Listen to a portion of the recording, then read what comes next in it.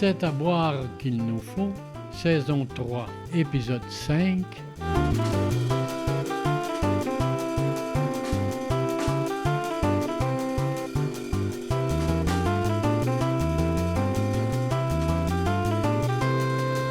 Votre balado vino. Bonjour tout le monde, bienvenue à C'est à boire qu'il nous faut, saison 3, le balado qui vous fait découvrir le monde du vin et vous donne envie de faire voyager vos papilles gustatives. Moi, c'est Émilie Sénécal et je suis accompagnée de la sommelière Charlotte Harel-Richard. Salut tout le monde! Dans cet épisode, on vous apprend comment analyser le goût du vin avec un petit cours dégustation 101. On vous apprend la base pour déguster avec un vin blanc et un vin rouge. On va voir ensemble les mots de vocabulaire importants, quelques notions sur le sens du goût et le sens de l'odorat qui sont intimement liés. Comment est-ce qu'on conserve le vin et comment savoir si un vin est bouchonné. C'est parti! Est-ce que, comme moi, un jour, vous avez éprouvé un malaise la première fois qu'un serveur vous a demandé de goûter un vin avant de le verser dans votre verre? Hein? Petite mise en situation. Je fais semblant de sentir. J'agite mon verre. Je finis par dire « c'est parfait », alors que je n'ai rien dénoté de particulier. Le gars, la fille aurait pu me donner un Toro Loco. Je m'en serais peut-être pas rendu compte. Et je me demande aussi pourquoi est-ce qu'on peut pas faire ça avec la bouffe? Moi, j'aimerais bien goûter à votre filet mignon avant de savoir si je veux le commander ou pas. Hey, j'avoue que ça serait vraiment le fun si on pouvait faire ça. Là, Mais toi, Charlotte, qui travaille dans le milieu de la restauration, ça arrive que la personne à qui tu proposes un vin ne l'aime pas. Alors, comment est-ce que ça fonctionne? Les restaurateurs ont plusieurs options. Ils peuvent vendre le vin au verre ou le retourner à la sac si le vin a un défaut. Mais moi, je dis toujours qu'il ne faut pas se gêner, parce que la vie est trop courte pour boire du vin qu'on n'aime pas. Mais si la personne n'aime pas le vin 3 fois de suite, là, ça, c'est vraiment juste une tactique pour boire du vin gratos. Ouais, c'est sûr qu'il ne faut pas abuser non plus parce que, on n'est pas un salon des vins ici, là. Mais d'après moi, si ça fait 2-3 vins que vous n'aimez pas, ben c'est pas juste de votre faute non plus, là. Peut-être que la personne qui vous sert vous écoute pas ou qui n'arrive pas à cerner vos goûts. Peut-être qu'il y a un petit manque de communication, là. J'espère que ton atelier de dégustation aujourd'hui va faire évaporer mon sentiment d'imposteur quand je goûte un vin au restaurant. Je l'espère aussi, Émilie. Donc, pour la dégustation d'aujourd'hui, tu as sélectionné un vin rouge, un vin blanc. Pourrais-tu nous présenter les bouteilles puis nous expliquer ton choix? Tout d'abord, j'ai choisi ces 2 bouteilles-là pour faire voyager vos papilles gustatives. Oh! Donc, le vin blanc vient de la France, de la région de la Bourgogne, et puis le vin rouge vient de l'Espagne. On va voyager dans la région de la Rioja. Et j'ai choisi une bouteille de chaque couleur pour vous faire comprendre les différents aspects du vin, donc l'alcool, l'acidité, les tanins, les différents arômes. Et puis, ces 2 vins-là, en fait, présentent des caractéristiques assez claires pour que vous puissiez comprendre de quoi il s'agit. Parfait. Pourrais-tu nous faire un petit résumé des étapes de dégustation du vin? Par quoi on commence? Par quoi on finit? Si on veut bien faire les choses et de manière complète, on commence toujours par le visuel. On a souvent tendance à sous-estimer le visuel, mais si on fait une dégustation à l'aveugle, cette partie-là nous donne beaucoup d'indices. On étudie les larmes, la brillance, la couleur, d'autres aspects qu'on va voir tout à l'heure ensemble. Ensuite, on enchaîne avec le nez pour déterminer si le vin a des défauts, les différentes familles d'arômes, l'intensité du nez, son caractère. Et puis finalement, on met le vin en bouche pour déterminer le niveau de sucre, le niveau d'acidité, les tanins s'il y en a, l'alcool, persistance gustative, aromatique, et voilà. OK, donc yeux, nez, bouche. Regardez, sentir, goûter. Et s'il vous plaît, n'inversez pas parce que ça chauffe du vin dans les yeux. Quel doit être l'état idéal de notre bouche avant de faire une vraie dégustation là, pour un concours, là, par exemple?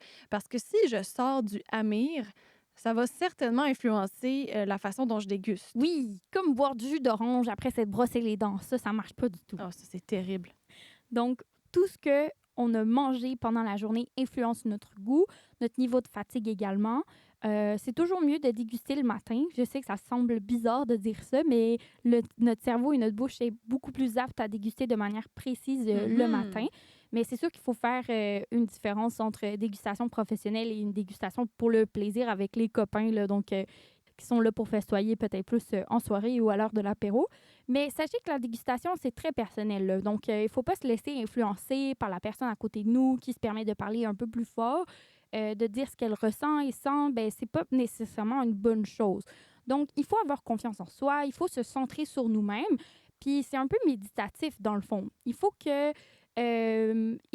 si vous voulez faire l'exercice à la maison, que d'abord vous soyez dans votre tête pour analyser et ensuite, quand tout le monde a dégusté, bien, on peut discuter de tel ou tel type d'arôme, de sensation.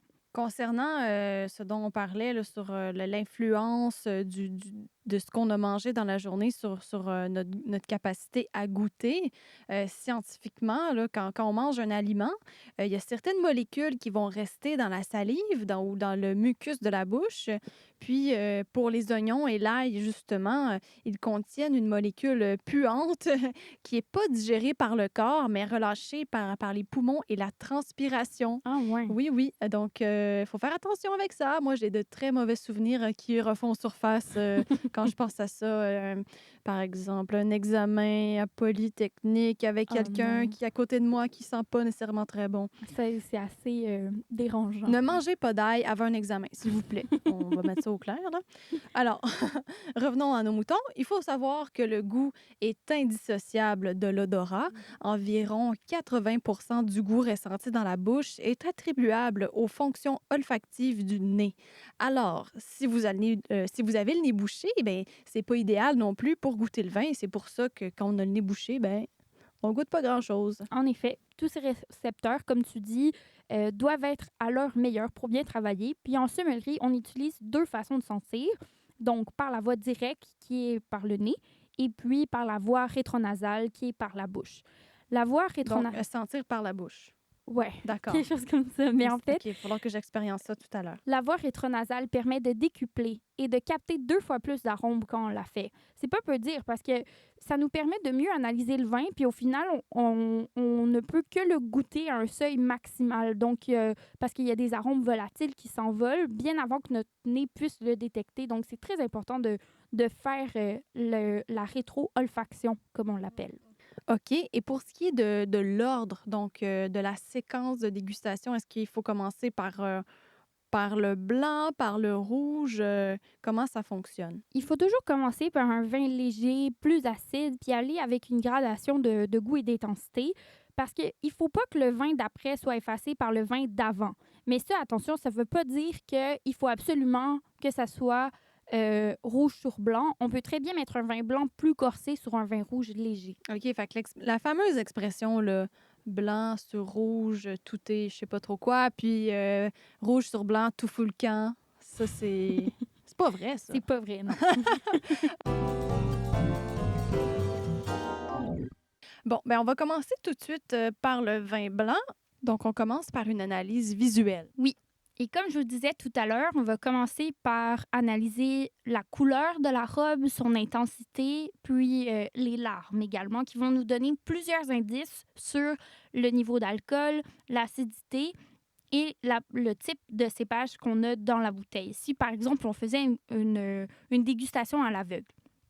Dans notre cas, ici, la robe, excusez-moi, a une couleur de type jaune et puis elle est claire avec des reflets légèrement argentés. Les reflets nous donnent un indice sur l'âge du vin. Donc, le fait qu'il soit argenté, ça nous donne l'indice pour lequel le vin est jeune. Par la suite, je vais agiter mon verre pour venir étudier les larmes. Donc, les larmes, ce sont les écoulements sur la paroi du verre qui vont me donner un indice sur le niveau d'alcool et sur la sucrosité. OK, donc c'est comme un indice de viscosité du liquide. Donc, comment il va s'écouler sur les parois. Exactement. Et puis, dépendamment s'il y en a beaucoup, si elles sont visqueuses, les larmes, si elles sont qui ont l'air de coller à la paroi, ça me donne un indice sur la sucrosité. Dans ce cas-ci, les larmes coulent vite, elles ne sont pas visqueuses, il y en a peu. Donc, on a ici un vin qui n'a pas beaucoup d'alcool et qui est sec, selon les larmes. Et quand on dit qu'un vin est sec, qu'est-ce que ça signifie exactement? On dit qu'un vin est sec quand il contient de 0 à 4 grammes de sucre par litre. Donc, qu'il y a pas on n'a pas de sensation d'alcool, pas de sensation de sucre dans le vin. Puis là, tu as dit que les larmes montraient qu'il y avait un faible niveau d'alcool. Justement, c'est quoi sur la bouteille, qu'est-ce qui est écrit? Sur la bouteille, il est marqué qu'il y a 12,5 % d'alcool. C'est pas un vin qui est très alcoolisé. On vous dit qu'un vin est alcoolisé quand il y a à peu près entre 13,5 et 15 % d'alcool. Un vin léger entre 11 et 13 % d'alcool. OK. Est-ce qu'il y a quelque chose d'autre à faire au niveau de l'analyse visuelle? On peut regarder la brillance du vin. Si le vin est brillant, ça nous donne un indice sur son acidité. Dans ce cas-ci, le vin est brillant, donc on peut en déduire qu'il va avoir une acidité quand même assez importante dans le vin. Par la suite, on peut regarder aussi s'il y a des dépôts ou du gaz qui s'y échappe. Donc là, ça pourrait nous donner un indice sur s'il y a un peu de gaz carbonique dans le vin, donc si le vin est mousseux. Et s'il y a un dépôt dans le vin, peut-être que notre vin est vieux ou peut-être qu'il n'a pas été filtré si on voit qu'il est un peu embrumé. Dans ce cas-ci, le vin est translucide, donc il a été filtré. En ce qui concerne la brillance, pratiquement, comment on voit qu'un vin est brillant? Si la lumière se reflète bien sur le dessus de votre vin, donc quand vous regardez, dans le fond, votre verre, sur le dessus, vous allez voir que votre vin est brillant. Il brille comme si c'était de l'eau. Donc, on a un reflet de la lumière assez important. OK, donc on vient de voir l'analyse visuelle. J'espère qu'à la maison, vous avez pu dénoter ce que Charlotte a vu dans le vin, comme sa brillance, les larmes et tout ce qui concerne le taux d'alcool et de sucre. Maintenant, on peut passer à l'analyse olfactive. Pour commencer, je vais mettre mon nez dans le verre pour sentir le vin. Oui, et là, Charlotte a littéralement mis son nez dans son verre très profondément. Alors, n'hésitez pas, là, allez-y comme il faut. Et puis, donc, ce que je fais, en fait, quand je mets pour la première fois mon nez dans mon verre, c'est que dans le fond, j'analyse pour une première fois. Donc, c'est une introduction au vin. La première chose que je fais quand je mets mon nez dans un verre, c'est de voir s'il n'y a pas aucun défaut. On pourra expliquer tout à l'heure qu'est-ce qu'un vin bouchonné. Mais pour l'instant, en sentant mon verre, je n'ai pas ressenti aucun défaut. Donc, le vin, on dit qu'il est net. Et puis, par la suite, j'ai décrit son niveau d'intensité. Donc, est-ce que le vin ici est faible en intensité aromatique, moyen en intensité aromatique ou aromatique, c'est-à-dire intense? Tu veux dire que quand on le sent pour la première fois, l'intensité, c'est si le vin, si ça sent rien ou si ça sent beaucoup, en gros. Exactement. Donc, si le vin est intense, je vais dire qu'il est aromatique. S'il est moins intense, je vais dire qu'il est moyennement aromatique. Dans ce cas-ci, on est avec un chardonnay, qui est un cépage qui n'est pas dit aromatique, mais on a une belle expression, donc je dirais qu'il est moyennement plus aromatique. Donc, on est à quelque part entre les deux. OK. Ensuite, qu'est-ce qu'on peut décrire aussi sur ce qu'on sent? Là, on va venir agiter le vin encore une fois dans notre verre pour venir l'oxygéner. Ça va permettre aux arômes de se volatiliser et puis d'être captés par notre nez. Et puis, moi, ce que je préfère faire au début, c'est de caractériser les arômes du vin par famille. Donc, ici, j'ai un vin qui est fruité et puis je vais venir catégoriser le type de fruits. Donc ici, on est sur un vin qui est fruité, sur les arômes de fruits comme les agrumes. Et par la suite, je vais caractériser encore plus précisément quel type d'arôme je retrouve dans mon verre. Donc, j'ai des arômes d'orange ou de citron. Et puis, le citron, ce que je ressens plus sur le citron, c'est le zeste de citron et non pas la chair de citron. Est-ce que tu le sens plusieurs fois? Oui, je le ressens plusieurs fois pour aller chercher le plus possible de familles d'arômes. Mais ce qui est important quand on commence à déguster, c'est justement d'y aller par grande famille et après ça, d'y aller le plus précis possible. Comme là, j'ai d'autres types de fruits aussi que je ressens, comme des fruits à noyaux, comme la pêche ou la nectarine blanche.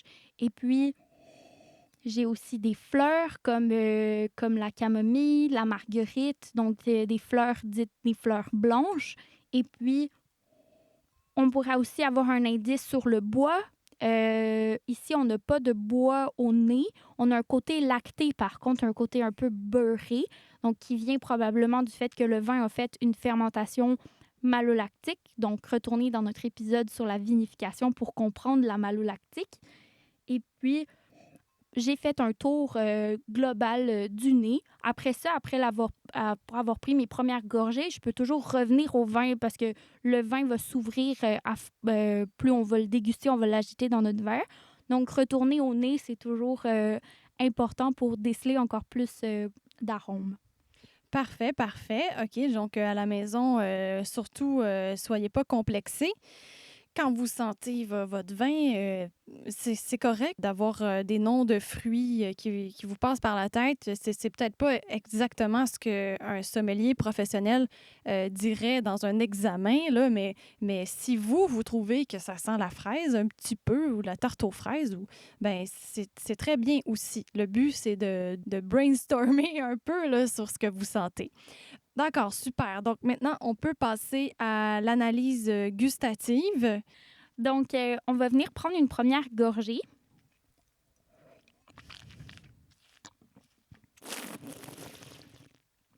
Qu'est-ce que tu viens de faire là? Elle vient de faire des grimaces.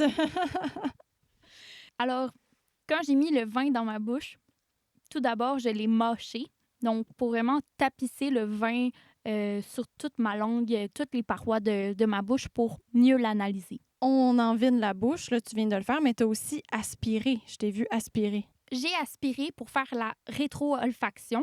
Donc, la rétro-olfaction, c'est le moment où on laisse passer un tuyau d'air dans le liquide. Puis, ça fait le même effet que quand vous brassez le vin dans votre verre, vous agitez, le vin dans votre verre. Ça vient aérer le liquide et ça permet de sentir plus d'arômes. Et puisque notre tache olfactive se trouve dans le fond de notre gorge, ça permet d'envoyer l'air et le liquide sur notre tache olfactive pour déceler plus d'arômes. Et qu'est-ce que tu as décelé, justement? Ça m'a permis, en fait, d'analyser l'acidité, l'alcool, le niveau de sucre. Ça m'a confirmé les arômes que j'avais eus au nez. Et puis, j'ai encore goûté le citron, le zeste de citron. C'est ça qui était le plus présent dans ma bouche. Est-ce qu'il y avait d'autres choses?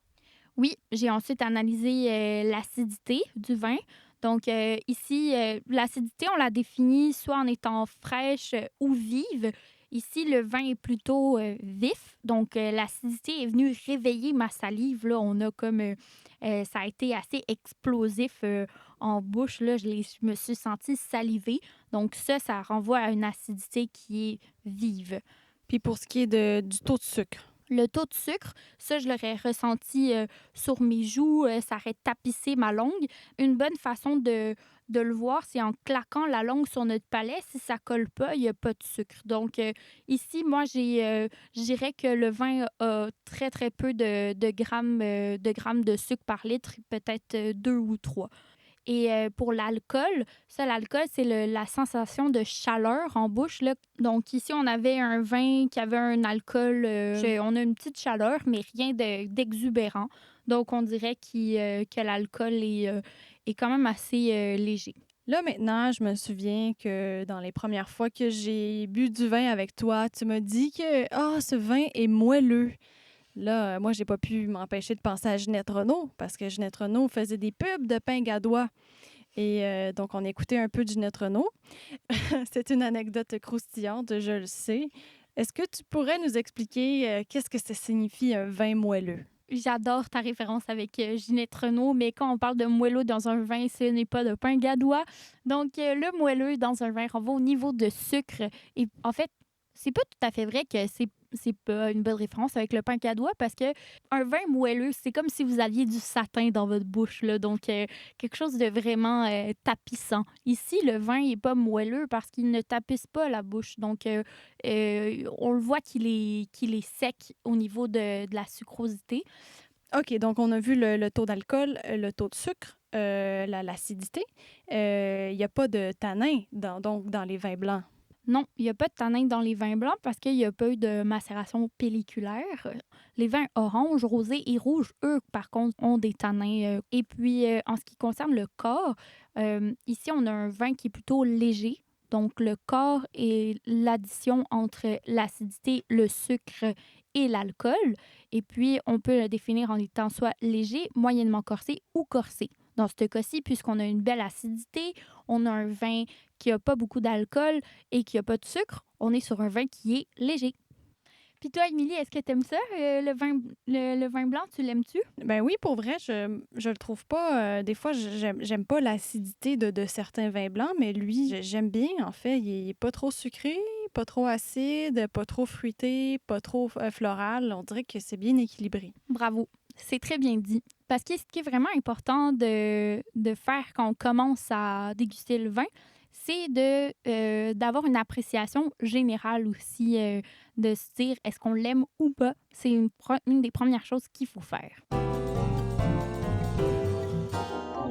C'était donc la dégustation du vin blanc. Maintenant, on peut y aller avec le vin rouge, qui est, c'est ça, donc un vin d'Espagne. On va commencer, on va aller un peu plus vite, en fait, étant donné qu'on a déjà décrit comment est-ce qu'on on analyse le vin blanc. C'est un peu la même chose pour le rouge. Donc, je vais laisser Charlotte déballer un peu ses informations, puis on va revenir un peu plus tard sur certains points. Alors, on commence par l'analyse visuelle. Le vin ici a une robe violacée avec des reflets grenat. Le grenat qui est une sorte de roche. Et puis une brillance brillante et des larmes qui sont nombreuses, qui coulent vite et qui ne sont pas visqueuses. Il n'y a pas de dépôt ou de traces de gaz carbonique. Je mets mon verre sous mon nez. Le vin ici est moyennement aromatique et net. Il n'a pas de défaut. En tout cas, pour ma bouteille à moi. J'espère pour vous aussi à la maison. J'ai oublié de vous dire tout à l'heure, quand on a dégusté le vin blanc, que le premier nez, en fait, on n'agite pas notre verre. Donc, le premier nez, on hume tout simplement le vin sans agiter. On va agiter le vin quand on va faire notre deuxième nez, ce que je m'apprête à faire à l'instant. Donc, j'agite mon vin, je hume mon vin. Je vais commencer par le caractère fruité du vin. Donc, ici, on a des fruits de type fruits rouges frais, donc comme la framboise ou la fraise. On a un côté un peu cerise noire aussi, là, légèrement confituré. Ça me donne ce genre d'arôme-là, des indices en fait sur la provenance du vin. Donc, quand on a un côté un peu confituré, on peut penser au soleil de l'Espagne, donc la Rioja qui est une région assez ensoleillée. Et puis, j'ai aussi des épices, donc je ressens la cannelle un peu, le clou de girofle, le poivre. Mon nez est quand même assez aromatique, là. Je dirais que le caractère du nez est en développement, donc il n'est pas en jeunesse. Là. On a, ça veut dire qu'il y a différentes familles d'arômes, là. Tout à l'heure, notre vin blanc était assez simple au niveau des arômes. Il était surtout sur le fruit et la fleur. Ici, j'ai un nez qui est un peu plus complexe, donc qui est riche avec différentes familles d'arômes. Donc, on sent qu'il y a une légère évolution. C'est normal parce que le millésime est de 2016, donc déjà 4 ans de vieillissement. Donc, j'ai mis une troisième fois. Donc, j'ai décrit le caractère fruité. On sent un peu d'épices. Il y a aussi une fleur. Moi, je sens un peu la violette. On a également le côté un peu boisé qu'on ressent. Là, on sent que le vin a fait un peu d'élevage en fût. Donc, ça, c'est le côté épicé qui me donne cet indice-là. Mais je sens aussi le chêne. Là, on le sent un peu le bois. Ça, le bois, moi, le bon truc là, pour déterminer le bois dans un vin, allez sentir du sirop d'érable. Le sirop d'érable, ça sent le bois. Puis quand vous allez comprendre le caractère du bois, retournez dans votre vin. Puis là, vous allez comprendre c'est quoi le bois. C'est un bon indice pour nous, Québécois, qui avons senti du sirop d'érable toute notre vie. Donc, c'est à peu près ça pour le nez. Je vais maintenant mettre mon vin en bouche.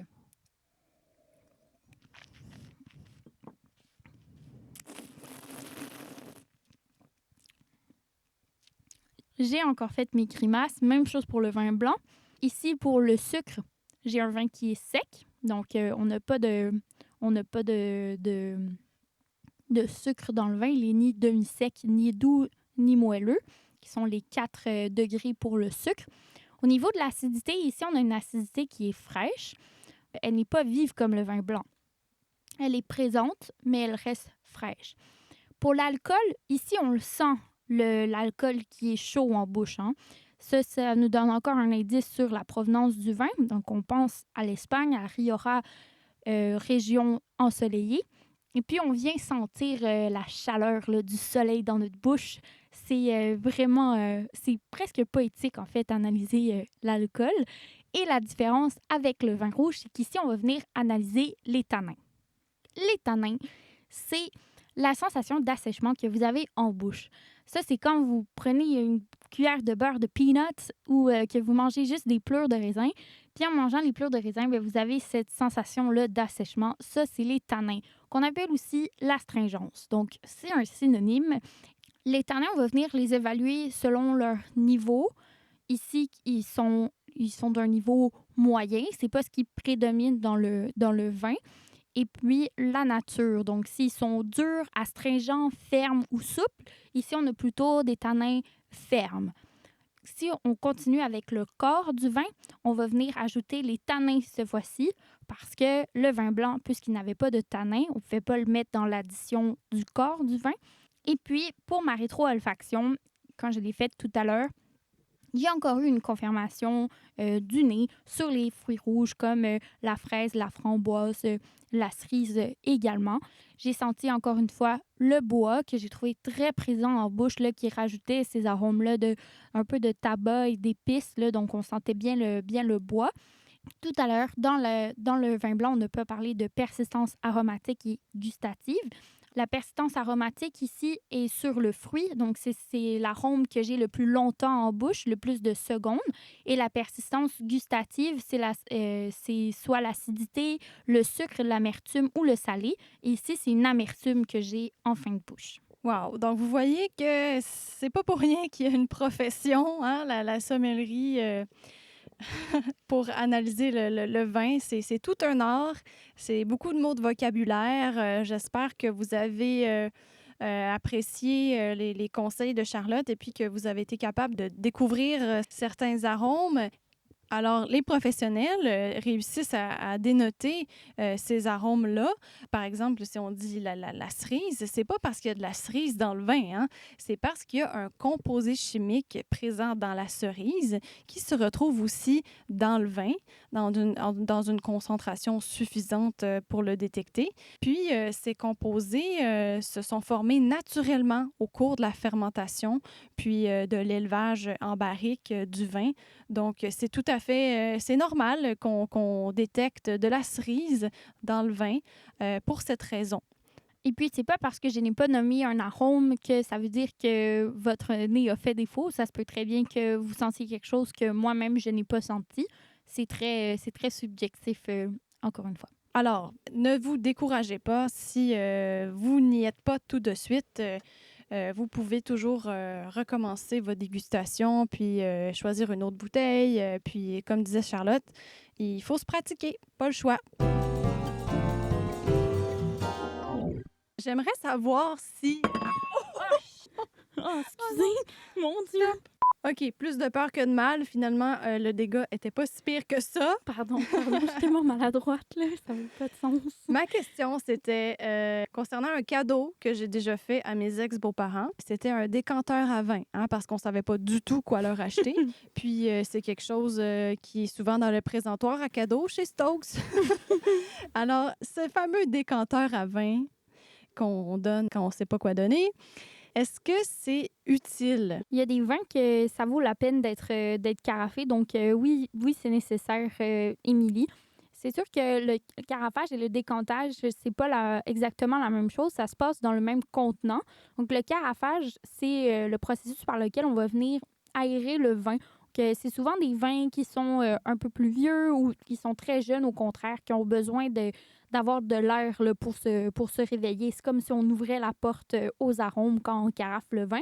Donc, on va venir mettre le vin dans la carafe, l'agiter pour qu'il révèle ses arômes. Quand on décante, c'est quand on veut venir séparer les lis du liquide avec un vin vieux. Quand un vin est vieux, il y a du dépôt dans le fond de la bouteille, donc on va venir tranquillement mettre le liquide, le vin dans la carafe sans mettre les lis qui sont, elles, dans le fond de la bouteille. OK, donc c'était un cadeau, somme toute, utile. Très utile. Ah bon, vous voyez?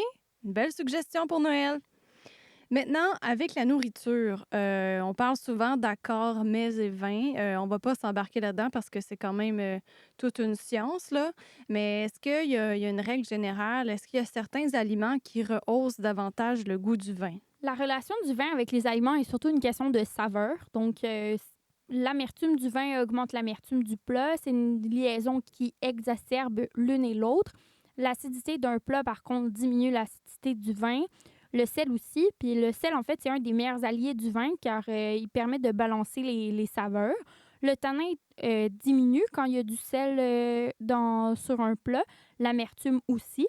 Mais si le vin est peu acide, l'acidité diminue également, puis il a l'air plat.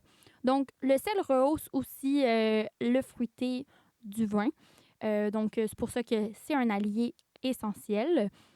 Puis, il faut faire attention au sucre des plats parce que le sucre, lui, il augmente l'acidité et diminue la sensation de sucré.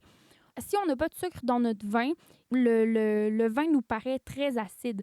C'est pour ça que si vous mettez un vin blanc sec sur du sucre, ça va vous paraître surette.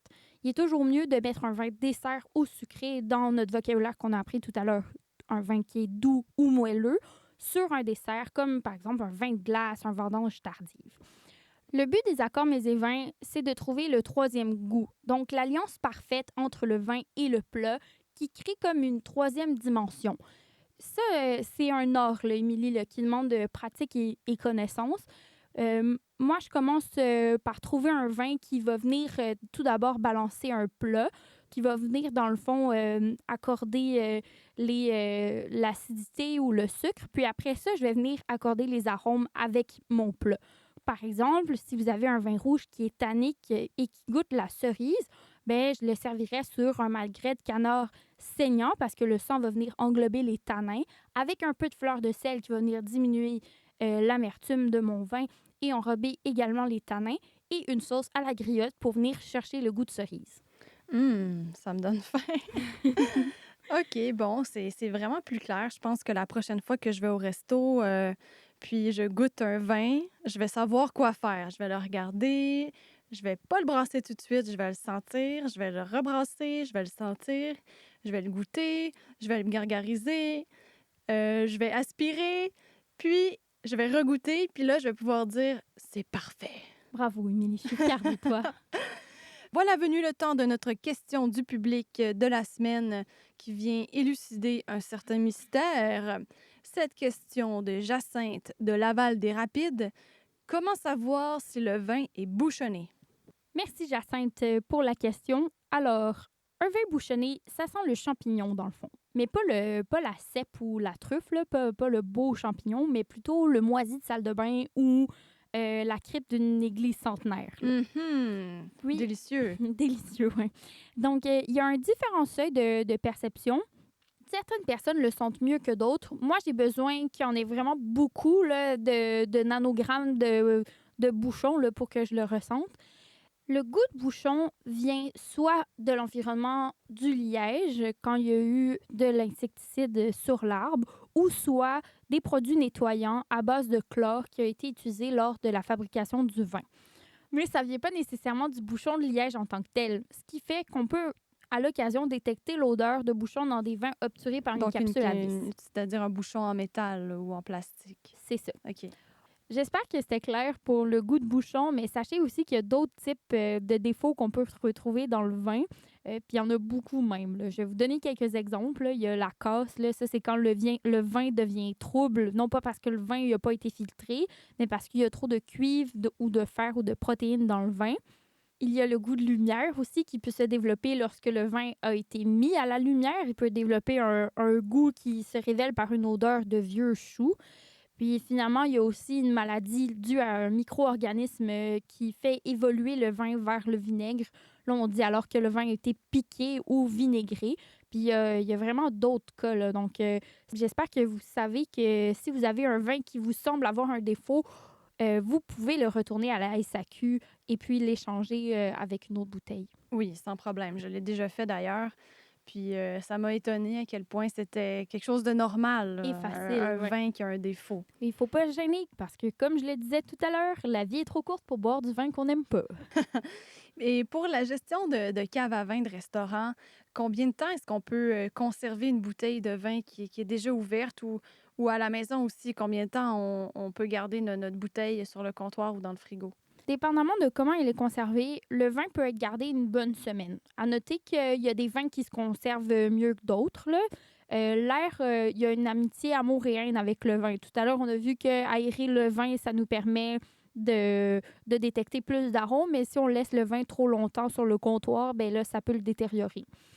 Le but, dans le fond, est donc de laisser le moins possible le vin en contact avec l'air. Si vous n'avez pas de bouchon fencé, le mieux, c'est de garder le vin au frigo. Il se conserve mieux, puis il y a moins de chances de tourner ou de s'oxyder. Pour ceux et celles qui veulent optimiser la conservation de leur bouteille déjà ouverte, vous pouvez aller en boutique de cuisine spécialisée, puis renseignez-vous sur les bouchons vide-air. On les utilise souvent en restaurant. Mais à la maison, on s'entend que c'est pas si grave que ça, là, si le produit est encore propre à la consommation. Il a juste perdu un peu de son goût. Le vin est moins bon. Je comprends, en restaurant, il y a une certaine qualité qui doit être respectée, mais Ben, il y a des vins qui sont le fun à déguster le lendemain. Des vins un peu plus corsés, qui prennent du temps à s'ouvrir, peuvent être surprenants le lendemain matin. On peut se permettre à la maison de faire ce genre d'expérience-là. Mais c'est sûr qu'au bout d'une semaine, on aura probablement un vin qui est dit madérisé au cuit ou qui s'est un peu oxydé. On va le sentir, en fait, si on a des notes de noix ranci ou que on a l'impression que le vin a été chauffé au soleil, là. Donc, ça dénature un peu le goût du vin. Mais ça peut être intéressant aussi, mais en fait, je vous dirigerais peut-être vers d'autres types de vins comme le madère, le vin jaune ou le xérès si vous aimez ce genre de vin-là. Puis si vous n'avez pas terminé votre bouteille au bout d'une semaine, ben vous pouvez toujours l'utiliser pour cuisiner. excellente proposition. Moi, je pense que j'aimerais ça essayer. Donc, le xérès, c'est le vin jaune. Puis ça, c'est des vins qui Qui sont naturellement oxydés. En fait, c'est voulu, c'est un style de vin. Puis on en parlera dans un prochain épisode si tu veux. Ben, pourquoi pas? En tout cas, moi, je suis une experte pour laisser les choses traîner sur le comptoir. Fait que ça m'irait plutôt bien. Merci, Charlotte, pour tes conseils dégustation. En passant, ben, Charlotte donne des cours. Hein, si jamais vous voulez faire des ateliers plus complets avec vos amis et vos collègues, vous pouvez aller sur sa page Facebook. Merci, Émilie. Ah! J'adore enseigner. C'est déjà tout pour cet épisode. Merci d'avoir été des nôtres. On vous dévoile la réponse de la question quiz du dernier épisode qui était... Qu'est-ce qui caractérise les vins du Québec gustativement? Et la réponse? Ben, la réponse, quant à moi, c'est l'acidité, qui est le goût qui caractérise le plus nos vins du Québec. Elle est bien tranchante et rafraîchissante. Moi, en tout cas, j'en raffole. On vous laisse avec la question quiz pour le prochain épisode. Combien cultive-t-on d'hectares de pinot noir au Québec? A. 10 hectares. B. 30 hectares. C. 100 hectares. D. 1000 hectares. Alors, ce sera un épisode complet sur la dégustation du pinot noir. On va donc déguster 3 vins. Voici donc leur nom. On a le Sherwood du domaine Sherwood Estate 2019 de la Nouvelle-Zélande. Ensuite, le Cloudline 2018 qui vient de l'Oregon. Et finalement, les Ursulines de Jean-Claude Boisset 2018 qui est un produit qui vient de France, de la Bourgogne. Alors, vous pouvez, si vous voulez vous les procurer, on va également mettre les codes SAQ dans la description du prochain épisode. Et je vous rappelle, si vous avez des questions pour Charlotte, des commentaires ou des propositions, n'hésitez pas à nous les partager en commentaire ou par courriel. Merci tout le monde, à bientôt et bonne dégustation. Ciao!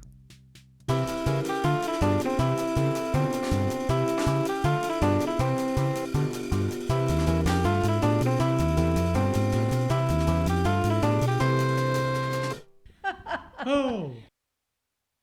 C'est une question sur le pinot noir. Donc, combien cuit, cuit, cuit, cuit, cuit.